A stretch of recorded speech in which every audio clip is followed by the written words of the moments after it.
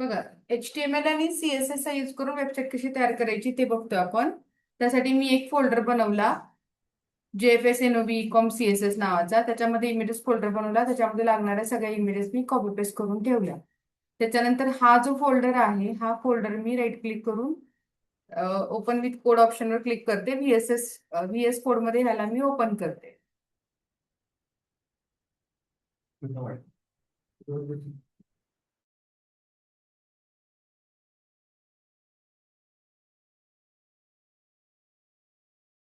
आता सगळ्यात पहिलं पेज जे आपण तयार करणार ते index.html चं पेज तयार करणार. करेक्ट, index.html चं पेज तयार करूयात. होम पेजचं नाव index.html च पाहिजे.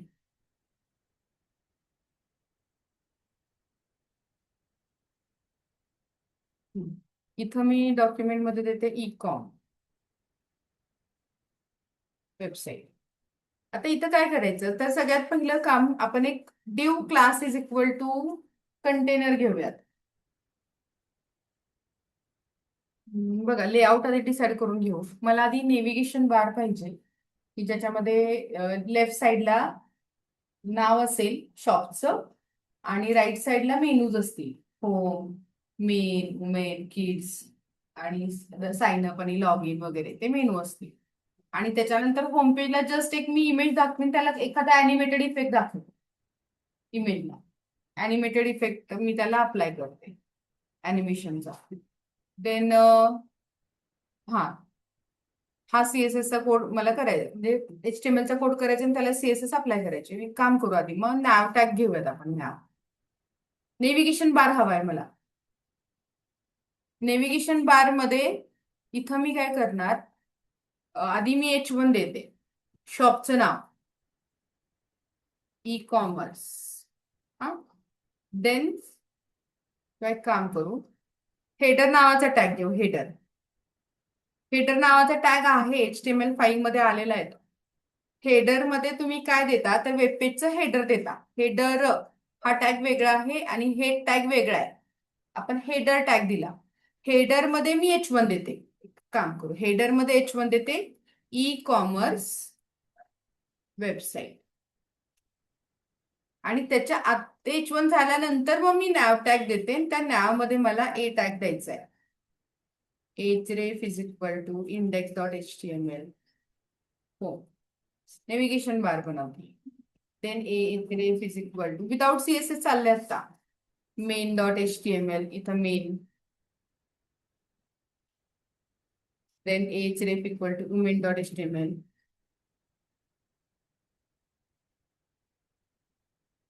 kids.html.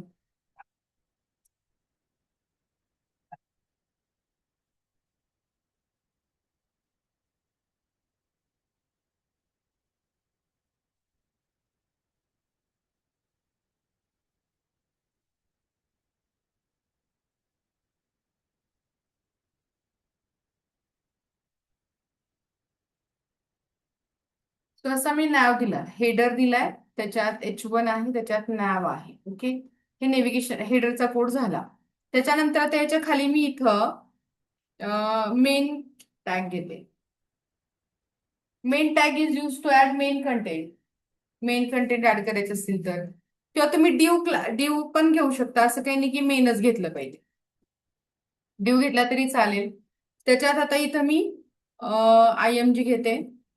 SRC is equal to images slash, त्याला बॅनर घेऊयात, band.jpg. इमेज कशी आहे ती बघूया जरा, band.jpg.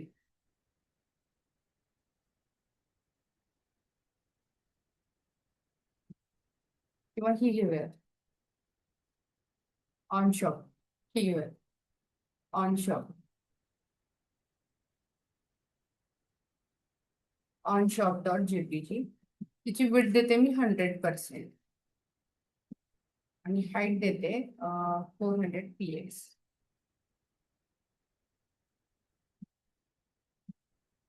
ठीक आहे, हा मी कोड केला. आता मी जर राईट क्लिक केला, open with live server, home पेजला जस्ट मी एक इमेज डिस्प्ले करते. असं ते आउटपुट डिस्प्ले होत आहे.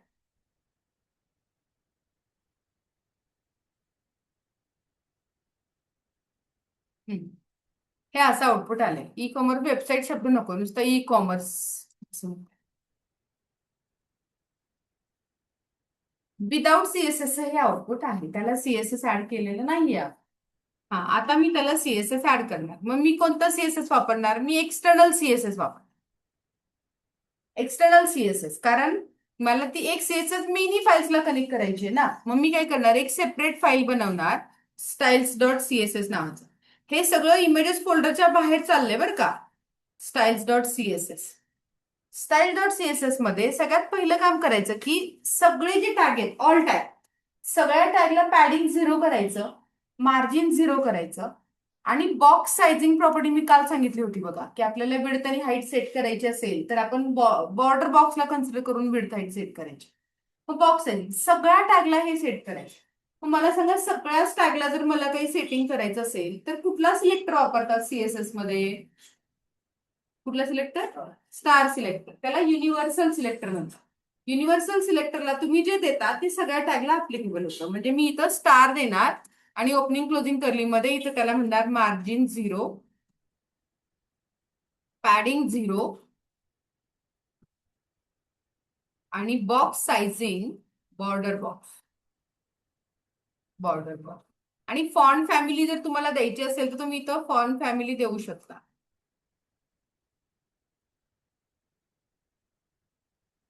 फॉन्ट फॅमिली पण दिली, म्हणजे जेवढे टॅग असतील त्या सगळ्यांना हे सेटिंग होणार आहे.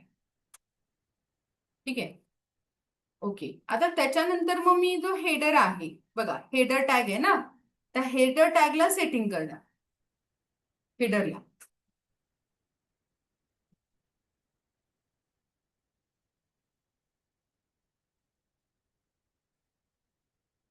हेडर टॅगला मला आता काय करायचं बघा, हे जे कंटेंट आहेत ना ते शेजारी शेजारी आले पाहिजे.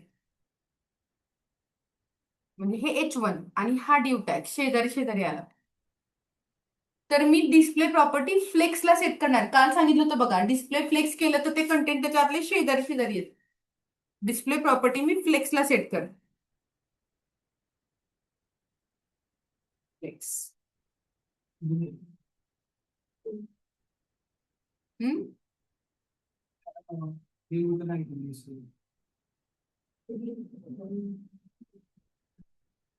डिस्प्ले फ्लेक्स बरोबर आहे. फ्लेक्स डायरेक्शन ड्यूला विड्थ दिली पाहिजे, त्याशिवाय ते छोटा नाही येणार आहे. Flex direction row. Then justify content space between देणार आहे मी. जस्टिफाय कंटेंट स्पेस बिटवीन, त्यामुळे मध्ये स्पेस येत. आता हा डिव असल्यामुळे किंवा नॅव असल्यामुळे तो एवढा मोठा येतोय. बघा ना, मी जर नॅवला सेटिंग केलं ना, हेडर स्पेस नॅव दिलं तर तुमच्या लक्षात येईल. त्याला मी मुद्दाम आता बॅकग्राऊंड कलर देते बरं का. जस्ट एक बॅकग्राऊंड कलर अप्लाय नाही. हा बरोबर, अप्लाय कसं होईल? अप्लाय करण्यासाठी कोणता टॅग लागेल? लिंक टॅग लागेल. लिंक, हा, rel is equal to what? Style sheet. External CSS apply नाही होत ना, त्यासाठी तुम्हाला link rel is equal to style sheet आणि href is equal to styles dot CSS दिलं पाहिजे. हा, मग ते अप्लाय होईल. आता बघा, तो नॅव आहे ना, तो पण दिसतोय. हे बघा, स्टाईल डॉट सीएसएस आपण बनवली, पण ती अप्लाय कधी होणार? जेव्हा तुम्ही लिंक टॅग द्याल तो तेव्हाच ते अप्लाय होणार, त्याशिवाय नाही होणार. Link rel is equal to style sheet href equal to style dot CSS. आता जर तुम्ही आउटपुट बघितलं तर तुम्हाला असं दिसतंय की हेडरचा जो आहे तो डिस्प्ले फ्लेक्स केलेला आहे आपण, त्यामुळे त्याच्यातले कंटेंट शेजारी शेजारी आले. देन मी फ्लेक्स डायरेक्शन रो दिलेलं आहे. Then justify content space between, त्यामध्ये मध्ये स्पेस आलेली आहे, कारण आपण स्पेस बिटवीन दिलेलं आहे त्याला. ठीक आहे. देन आता बघा, इथं मी हे आता सुद्धा काढून टाकते. मला थोडंसं पॅडिंग पण हवंय. बघा ना, हे किती एजला चिटकून आले, कारण आपण स्टार केलेलं आहे. स्टारला काय दिले? युनिव्हर्सल सिलेक्टरला पॅडिंग 0, मार्जिन 0, त्यामध्ये एकदम चिटकून आले. मग आता मी हेडरला देणार पॅडिंग.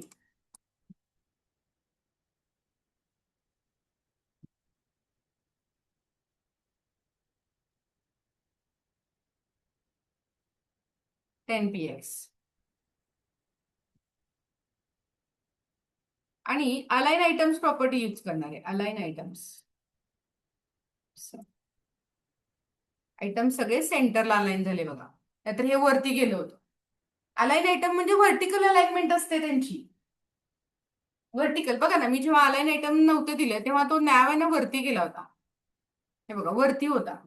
पण जेव्हा मी म्हटलं अलाईन आयटम सेंटर, तेव्हा तो मध्ये आला बरोबर. त्यामुळे ते बरोबर सेंटरला आले. ठीक आहे.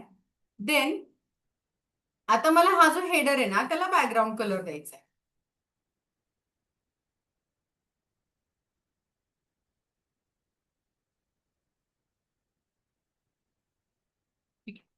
बॅकग्राऊंड कलर दिला मी त्याला. ओके. आता त्यामध्ये जो H1 आहे त्याला मला सेटिंग करायचंय. मग बघा बघू तो H1 कुणाच्या आत आहे? हेडरच्या आत आहे. म्हणजे मी जर समजा इथं तुम्ही म्हणाल मॅडम आपण डायरेक्ट H1 ला सेटिंग करू, इथं आपण डायरेक्ट H1 ला कलर वगैरे देऊयात, कलर व्हाईट देऊयात. ठीक आहे, तो H1 व्हाईट झाला, ओके नो प्रॉब्लेम.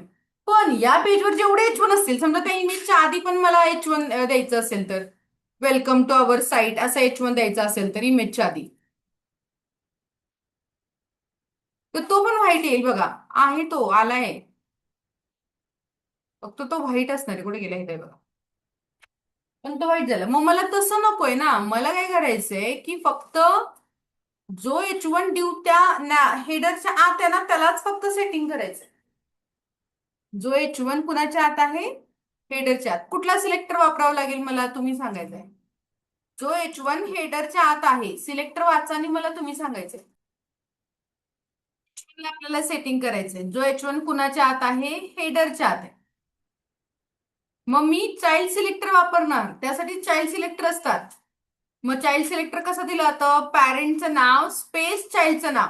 मग हेडर हा पॅरेंट टॅग आहे आणि त्याच्या आतला H1 चाइल्ड टॅग आहे. हे बघा. सो मी लिहिलं हेडर स्पेस H1. म्हणजे जो H1 हेडरच्या आत आहे त्याला कलर दे. मग ह्याला येणार कारण तो हेडरच्या आत आहे. पण जर बाहेर कोणता मी H1 घेतला असेल तर त्याला नाही येणार व्हाईट कलर. ठीक आहे. ओके. त्याच्यानंतर आता त्याला मला काय करायचंय, थोडस फॉन्ट साईज, फॉन्ट चेंज करायचे किंवा फॉन्ट साईज चेंज करते. फॉन्ट साईज थोडस जास्त येते. 30 px देते जरा बघू. 50 px देते. 40 ठीक आहे. फॉन्ट साईज दिली. त्याच्यामध्ये थोडस गॅप आला पाहिजे. ई कॉमर्स म्हणजे प्रत्येक लेटरमध्ये गॅप पाहिजे मला. कुठली प्रॉपर्टी आहे? कोणती प्रॉपर्टी? प्रत्येक लेटरमध्ये गॅप हवाय. Letter spacing. येस. कोणती property? Letter spacing. So letter spacing property मध्ये मी देते 7 px देऊन बघूयात. म्हणजे हे बघा गॅप आला का त्याच्यामध्ये? ठीक आहे. थोडस 5 px करते. ठीक आहे. ई कॉमर्स असं तिथं आलंय. आता मला काय करायचं, जेव्हा याच्यावरती माउस पॉइंटर जाईल ना तेव्हा त्याचा कलर चेंज झाला पाहिजे. कोणता इफेक्ट आहे? हॉवर. मग मी देताना कसं देणार? Header space H1 colon hover.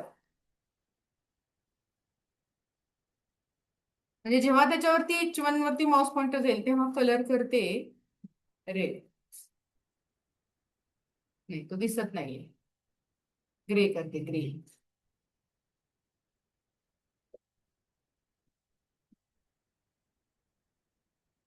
पण नाही, ब्लॅक करते.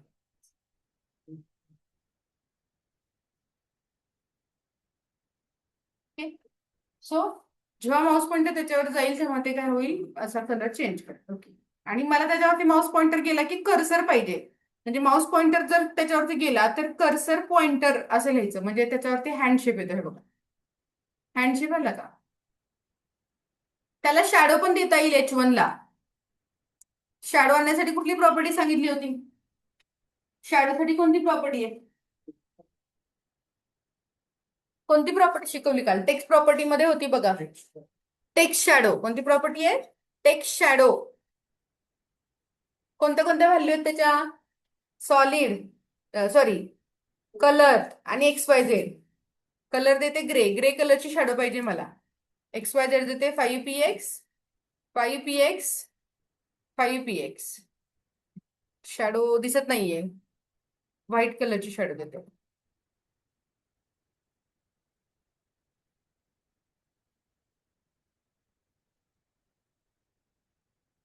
त्याला शॅडो आली बॅकग्राऊंड, बॅकग्राऊंडला. हे बघ दिसते का? आली आहे शॅडो. शॅडो आली आहे. ठीक आहे. So that is all about the heading.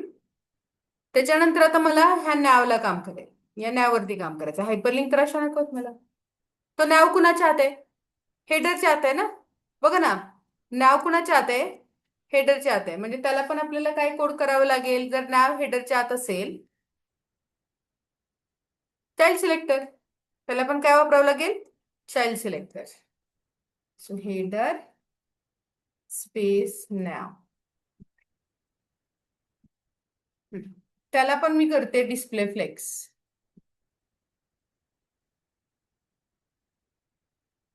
आता त्याच्यात बघा, त्याच्यात डिस्प्ले फ्लेक्स केलंय मी.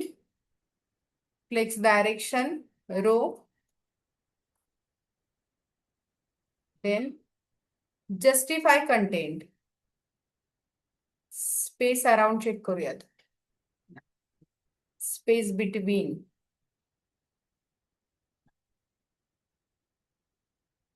header space nav display, flex direction row, justify content, space between. बरोबर आहे.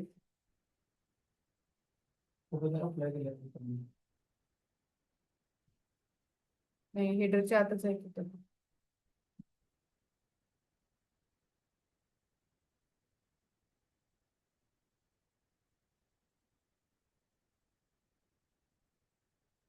वरती कुठे केलाय का त्याला कोड? नाही नाही, नाहीये त्याला कोड केलेलं नाहीये. त्याचा कलर तर गेलाय ना. बघा त्याला.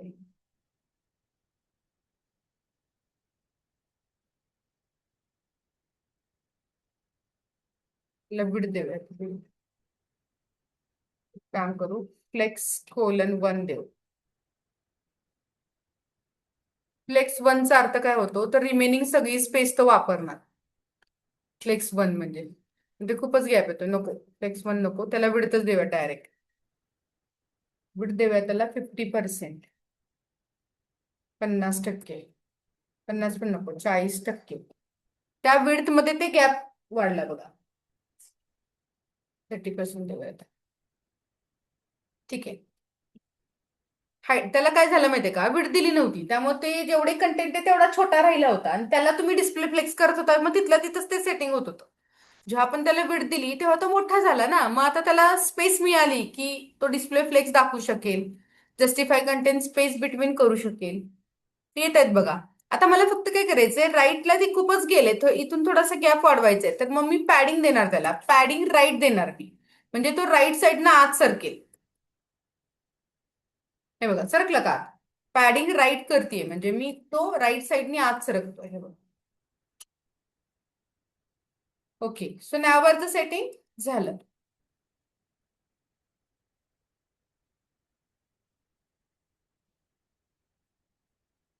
आता मला काय करायचंय, तर हे जे हायपरलिंक आहे त्याच्यावर काम करायचं. मग हे हायपरलिंक कुठे आहेत बघा, बघू. कोड जर बघितला आपण तर आपल्या लक्षात येईल की त्या हायपरलिंक कुठे आहेत. मला लोकेशन सांगा, त्या हायपरलिंक कुठे आहेत. हेडरच्या आत कोण आहे? हेडरच्या आत कोणता टॅग आहे? हायपरलिंकचं लोकेशन बघतोय आपण. H1 चा संबंध इथंच संपलाय. हेडरच्या आत कोणता टॅग आहे? नॅव. आणि नॅवच्या आत ए. मग चाइल्ड सिलेक्टर वापरला पाहिजे आपल्याला. चाइल्ड सिलेक्टर, चाइल्ड सिलेक्टर कसा असतो? आउटर टॅग, त्याच्या आत टॅग, इनर टॅग, असं करत जातो ना आपण. मग एचं लोकेशन बघायचं. ए कुठे आहे? हेडरच्या आत नॅव आहे आणि नॅव मध्ये ए टॅग आहे. मग मी यूज करणार कोणता सिलेक्टर? Child selector. म्हणजे मी असं वापरणार, हेडर स्पेस नॅव स्पेस ए. चाइल्ड सिलेक्टर किती पण लेवल पर्यंत जाऊ शकता तुम्ही. हेडरच्या आत नॅव आहे, नॅव मध्ये ए. मग आता ए चा कलर व्हाईट पाहिजे मला. हायपरलिंकचा कलर व्हाईट पाहिजे मला. हे असं नको ना ब्ल्यू पर्पल वगैरे. मग मी कलर प्रॉपर्टी वापरणार, कलर व्हाईट. ओके. देन त्यांना अंडरलाईन नकोय. मला सांगा, अंडरलाईन काढण्यासाठी कुठली प्रॉपर्टी आहे? Text decoration. कोणती प्रॉपर्टी आहे अंडरलाईन साठी? टेक्स्ट डेकोरेशन कशाला सेट करायची? ननला सेट करायची. Text decoration none. आणि त्या अप्पर केस मध्ये आल्या पाहिजेत. किंवा नको, ठीक आहे, फॉन्ट साईज वाढवूयात त्याची. फॉन्ट साईज 14 px देऊन बघूयात. छोटी झाली. 18 px देऊन बघूयात. Okay. Men women kids sign up and log in. आता मला जेव्हा त्याच्यावरती माऊस पॉइंटर जाईल ना तेव्हा त्यांना अंडरलाईन आली. म्हणजे काय येणार, हॉवर इफेक्ट येणार ना, माऊस पॉइंटर त्याच्यावर गेल्यानंतर. मग मी कसं लिहिणार सांगा बघू, कोड सांगा मला. कसं लिहिणार? ए वरती माऊस पॉइंटर गेल्यानंतर मग ए कोलन हॉवर डायरेक्ट देणार. ए टॅग कुठे आहे? हेडर मध्ये नॅव मध्ये आहे ना. मग मी कसं लिहिणार? हेडर स्पेस नॅव स्पेस ए कोलन हॉवर. आणि त्याला लिहिणार टेक्स्ट डेकोरेशन अंडरलाईन. मग ती अंडरलाईन येते. आणि त्याला कलर वगैरे बदलायचा तर तुम्ही कलर पण बदलू शकता.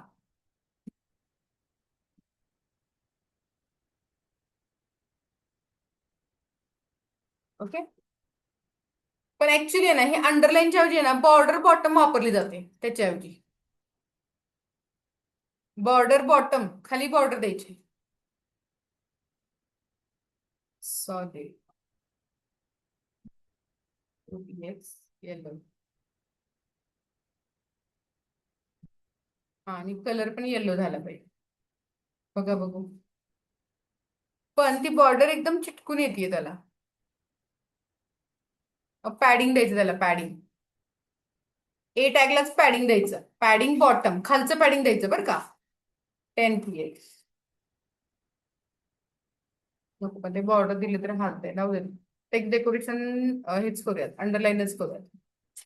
टेक्स्ट डेकोरेशन अंडरलाईन त्याने त्याचा. ओके ठीक आहे, ते ऍडजस्ट होत आहे. बॉर्डर पॅडिंग बॉटम नकोच. सो या पद्धतीने आपण त्याला सेटिंग केलं. ठीक आहे. So काय केलं आपण इथं? कोड बघा आधी. हेडर दिलाय, त्याच्यात H1 दिलाय. H1 मध्ये नंतर त्याच्यानंतर नॅव दिलाय, नॅव मध्ये हायपरलिंक दिलाय आणि मग हा डिव घेतलाय जो मेन कंटेंट साठी वापरला जाईल. ठीक आहे. त्याच्यानंतर आता मला फुटर घ्यायचंय, तर फुटर नावाचा पण टॅग आहे. फुटर नावाचा टॅग आहे. फुटर टॅग मध्ये तुम्ही फुटरचं कोडिंग करू शकता. मग इथं मला काय करायचंय, इथं मला फुटर मध्ये इथं कॉन्टॅक्टस असं दाखवायचंय, कॉन्टॅक्ट ऍड्रेस, कॉन्टॅक्ट वगैरे डिटेल दाखवायचे. देन इथं मला लिंक दाखवायच्यात परत ह्याच. देन इथं मला मॅप दाखवायचं. असे 3 पार्ट तयार करायचे फुटर मध्ये सुद्धा. तर मग मी फुटर मध्ये ना एक काम करते. डिस्प्ले प्रॉपर्टी त्याच्यामध्ये 3 डिव घेते. डिव डिव 3 पार्ट पाहिजेत ना मला. 3 पार्ट घेतले. डिव डिव डिव. पहिल्या डिव मध्ये मी काय करते, कॉन्टॅक्ट डिटेल दाखवते. H2 contact details. मग इथं काहीतरी हे देते H4 मध्ये.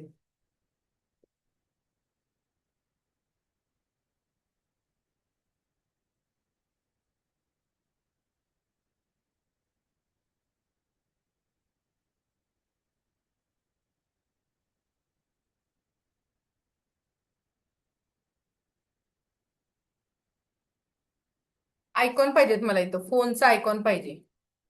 आयकॉन कशी दाखवायची ना ते दाखवते आता मी तुम्हाला. ठीक आहे.